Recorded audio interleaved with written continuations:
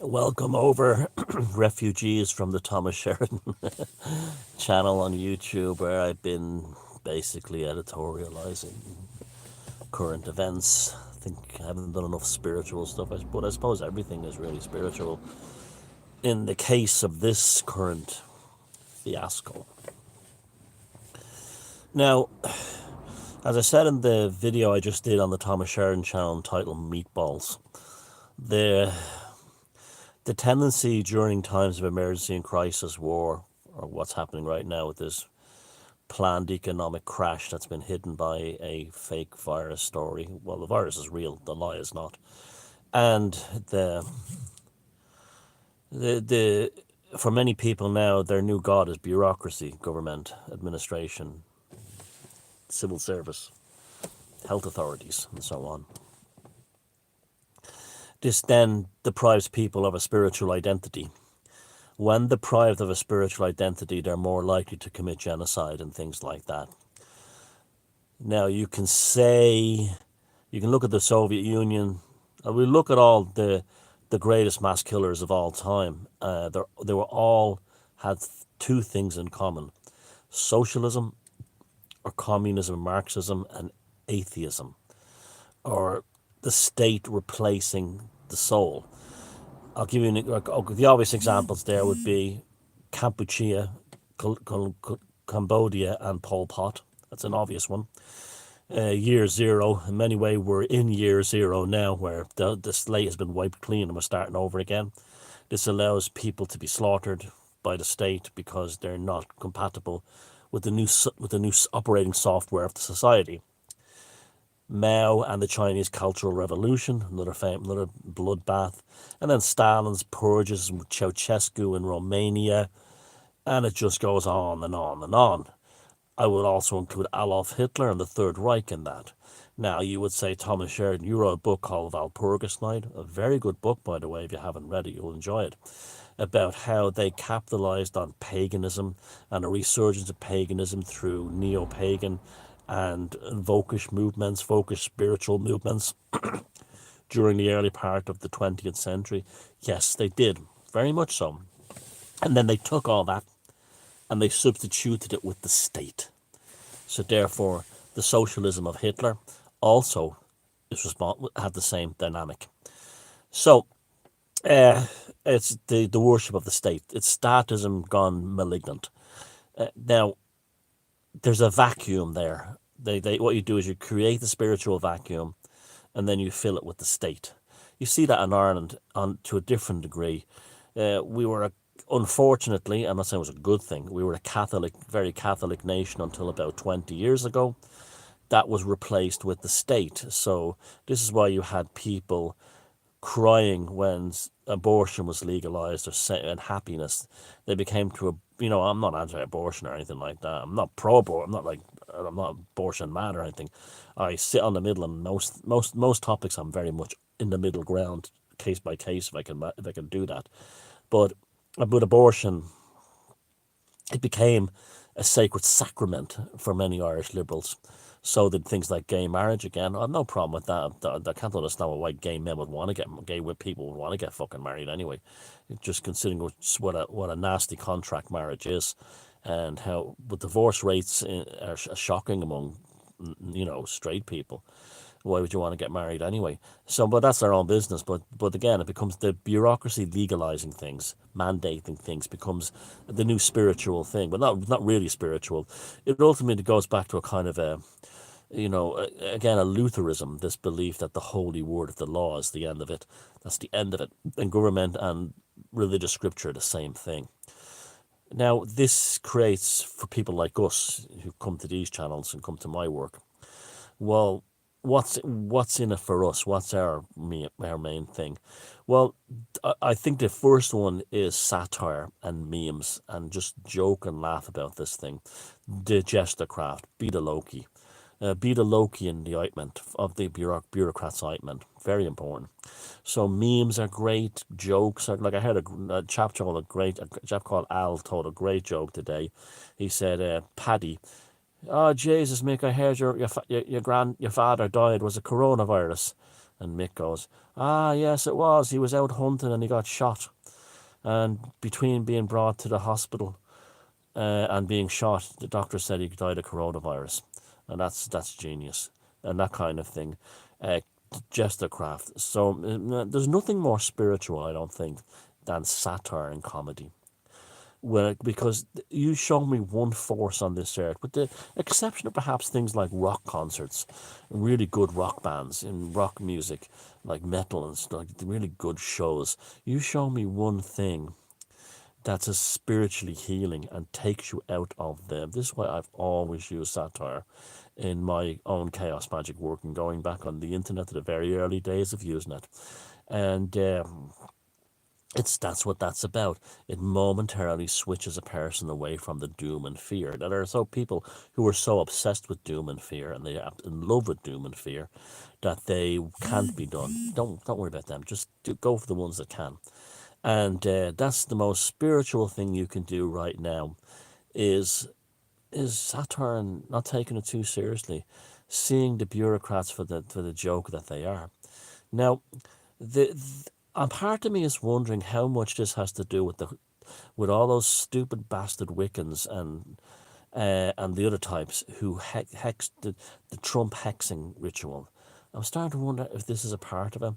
If you read my book Sorcery, another good book you'd quite enjoy, uh, I speak about how I always had a suspicion that the Irish famine. I know the potato blight and all that happened all over Europe, but the Irish famine between 1847 and 1850, which killed, we just don't know how many millions it killed, people in Ireland, and all the diseases that came out of that, was that a result of, and literally in rural Ireland where it happened the worst, people constantly hexing one another, hexing and hexing and hexing. And you see wherever countries where the peasant population are hexing one another or hexing constantly, like Haiti and so on, the countries fall apart. When people say, oh, that voodoo shit doesn't work, look at Haiti, it's a fucking mess. Well, that the fact that it's a mess is a proof that it does work. Ironically, when everyone is hexing everyone else and hexing the government and hexing this and hexing that, magic becomes like firing a machine gun into a crowd of people. That's what it becomes like. Magic is a pure stream of energy, and if everyone is hexing for irrational reasons, this is why all these people who look, when people hex me, I don't worry about it. One, because I don't hex back, so I have a strong magical force field and a lot of love around the world protecting me. And secondly, I know that the people who do it will die, or end up in a psychiatric hospital, or their lives just ruined. That's what happens. I'm not gonna name names, but I could point to people who've done it to me in recent times, or ran smear campaigns about me, and within no time they were in a psychiatric hospital and screaming in a straitjacket. It's just, just why you don't do it. It's not because of moral reasons. It's because if you do it all the time, or you do it for irrational reasons, like someone didn't like you anymore or anything, it's only if they've done personal things. And all these fuckers, all these idiots hexing Trump, they created a magical field that was distorted, broken, and shattered. And could that be one part of it? I do wonder about that. All these idiots, and so we have to be very careful with this stuff. Practicing magic and gun ownership are very, very similar. There's nothing wrong with gun ownership and even having lots of guns if you're a responsible citizen and not a gun nut. There's lots of people into magic who are spell nuts and hex nuts. Isn't there a hex nut in engineering? Yeah, that's funny. But hex nut, and they're mad for hexing and spend everything around them is a catastrophe, and their lives are catastrophes, and they end up socially isolated and alone, becoming Facebook. Oh, speaking of Facebook moderators, I met a Facebook moderator last week. I forgot to mention this. It should really be on the other channel, but it's kind of a spiritual thing as well. And he was in the Facebook, one of these community standards people in Dublin. He says not only is the job horrible, that you have to see awful things. He said that if it, and this is, I know it's going to just come across as racist, but he said if an Arab Muslim creates a Facebook account Within 15 minutes, they will post videos of people being murdered, having their heads chopped off, or animals being murdered. He said it made him learn so much about cultures that he said, like, Arabs are obsessed with videos of murders and killings, and isn't that fascinating? And he said that alone, he said that was making him feel racist, and that he was seeing that was all the videos he was shutting down. But he said one of the main and he says lots of these people on Facebook who are moderators, they end up having nervous breakdowns, not only because of seeing stuff like that, they don't know in the end what is against community standards and what isn't, and they realize it's basically it's a reflection of Zuckerberg's autism, that basically because he doesn't get jokes, the world jokes are against community standards. And he says there are some who revel in this, but he says a lot of normal people go in there and they come out mentally ill. And he reckons there's been lots of suicides and everything. But some of the things he told me, like, it changes every day. You literally have a new set of rules every day. He said it's just you don't even know what reality is anymore. You don't even know what the world is anymore, because eventually everything is against community standards, life itself. But he also said something else that was very interesting. He says a lot of people become conspiracy theorists, because what happens is they go onto Facebook and they're told to monitor conspiracy theorists. And they go on and they may see the flat earthers and be laughing at them, or see something like people would think, like, the politicians are all space aliens. But then they will see videos of people like me, or individuals who can, even like David Icke when he's at his best, and they start believing the conspiracies that they're told to moderate and ban from. And especially, like, lots of them became Trump supporters when they started to find out what kind of creature Hillary Clinton and the DNC really are. Now, that was a nightmare for them. But he said it's got to the point where even Facebook doesn't even know what community standards are anymore, because they're trying to pour the human experience into Zuckerberg's autistic robotic mind, and it will never work. That's a tangent, okay? It did affect him spiritually, by the way. Now, so that's all part of the memes, because it ties in with the memes and things like that. Don't lose your humanity. Like I said, don't let them take the song from your heart. And that's it's very important, is including satire and things like that, and jokes and memes. This is why they want. It's like it's all been planned. Like my friend said the other day, right back to Rockefeller's speech in the 70s, we need an event, then straight through all the other things, right down to the EU last year, 2 years ago, basically trying to ban memes. They all knew that they were trying to shut down the resistance before it would happen. And this is a spiritual and a supernatural resistance. So let's talk about the good spiritual stuff that will come from this. I think there's going to be a huge resurgence of folk medicine, and that's all part of magic, by the way. And learning natural botanical healing plants, foods, that's going to really take off. Another one is because all the noise has stopped. People are noticing the nature more. So things like auguries, migrations of birds, behavior of wild animals. I saw 2 turtle doves right in front in the yard on the road the other day, and usually they avoid that. So wildlife is booming at the moment. That's a way of examining auguries. Because of the less air traffic in the skies and the stars are crystal clear. Last night was incredible. We're back to almost near a pre-industrial age. We're back to what we're in the 20s, basically.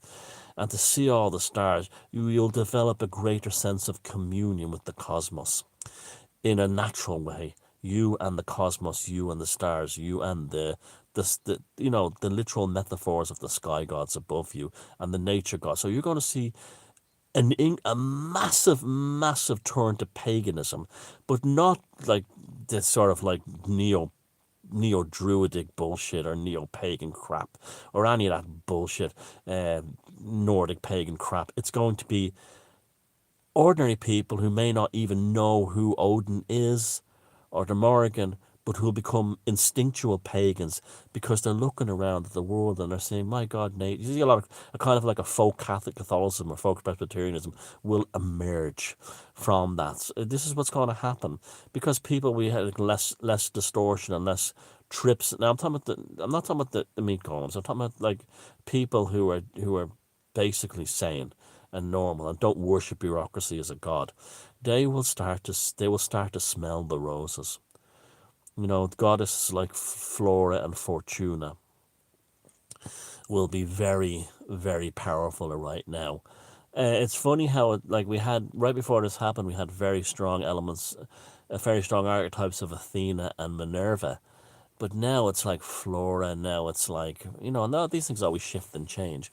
Now it's like Flora, now it's like Fortuna. Now it's basically the nature, the gentle nature spirits, because people are developing. And that's that presence I felt in the woods, in the bog behind my gaff the recent times. It's the return of nature spirits. It's the gods are coming back, the goddesses are coming back into the landscape. So even if people have no interest in the paganism, Indo-European paganism, they're going to find themselves becoming more like that just by natural, forces impacting upon them. And you will see that this silence will, as much as this silence will drive people insane with boredom, who will miss their sports and stuff like that. And I have nothing against, I watch football too. I have nothing against, on TV and go to games. And there's nothing wrong with that. It's great fun. Once it doesn't take over your life. Like, I got off the Irish soccer groups on Facebook because some of them are literally going insane because they can't, follow their clubs and stuff like that, or the national team. And so, I mean, to me, it was always just fun. It was fun, and admiring the skill of the players and things like that. But some of them are going mad without that, but other ones are not going mad and discovering things. They're developing. I'm finding that like I've already patched up some friends I fell out with, or people I fell out with, they weren't necessarily close friends.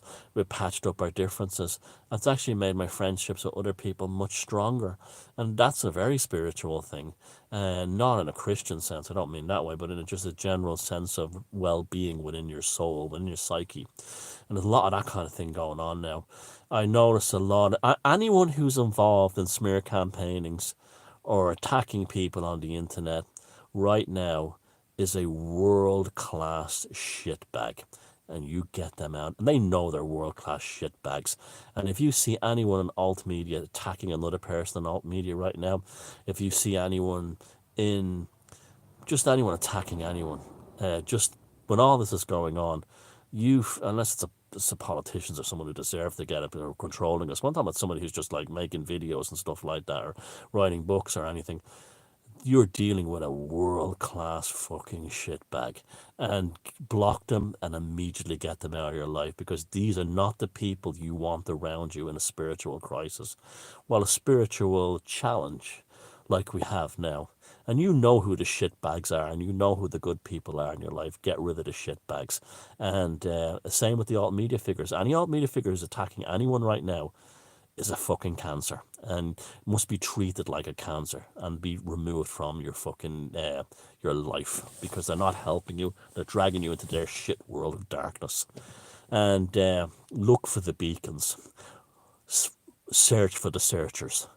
Don't follow the leaders, but pay attention to the ones who inspire you to be a leader for yourself, who inspire you to be your own seeker, not the ones who say, do this, do that, do what I say, or you're a fucking idiot. And you know who they are in alt media.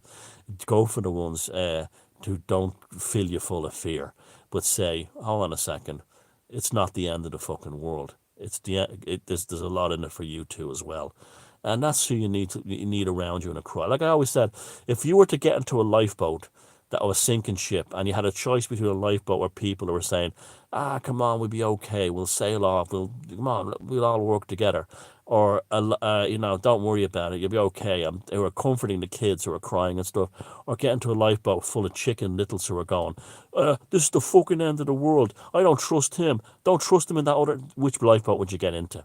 Which, even if both lifeboats are doomed, who would you want to spend your final time with?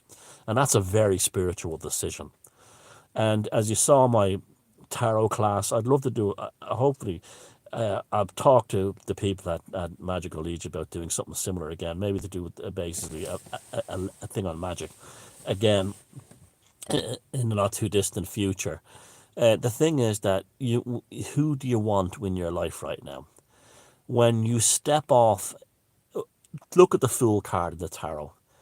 What you need is a dog bark, a friendly dog barking at your lap, at your knee, not the savage dogs of the moon barking at your madness.